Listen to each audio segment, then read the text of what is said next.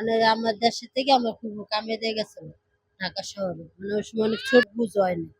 বাসা বাড়ি কামে দিয়ে গেছিল, পরে ওই বাসাতে বাইরে গেছিলাম গা।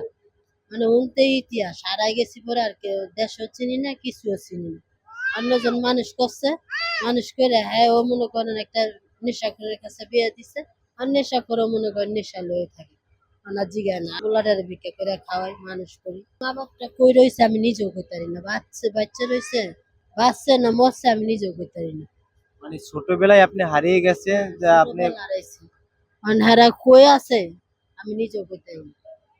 আজকে যদি দেশটা চিনতাম আমি পোলাডালে যাইতাম। আসলে আপনার কি মনে আছে যে আপনার কোন জায়গায় কোন বাসায় মানে আপনার বাবা মা রেখে ওরা পাগলা না আমার পাগলা পুতুল্লা কামে দিয়ে গেছিল, আমি বাসা চিনবো না, অনেক বড় হয়ে গেছি না আমি চিনবো না। আপনার বাবা মায়ের নাম কি ছিল এটা মনে ছিল? হ্যাঁ নাম মনে আছে, আমার নাম ফুলি, বাপের নাম সিদ্দিক, ভাইয়ের নাম ফুলমিয়া, আমার নাম সাবিনা। একটু খেয়াল আছে আর কি, অনেক ছোট থাকতে আইসি তো একটু খেয়াল আছে, কিন্তু দেশটার জেলা এটি খেয়াল নেই।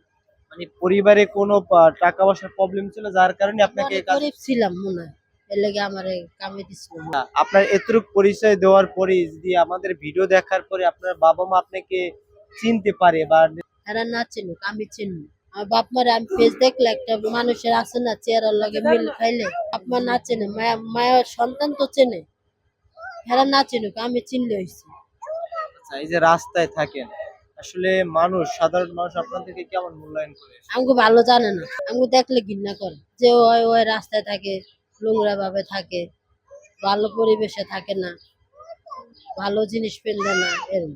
মনে করেন এই যে কালকেও তো মনে করেন না খায় ঘুমাইতাম, পরে রাইতে হোটেলে যায় ভাত চায় লইছি পোলার লেগে, পোলা কান্তাছে পরে ভাত চায় লইছি, তাও শুধু আলু ঝোল দিয়ে দিছি, পরে পোলায় খায় নাই, পোলাও না খায় ঘুমাইছে আমিও না, শুধু আলু দিয়ে দিতে ভাত খাওয়ান যায়।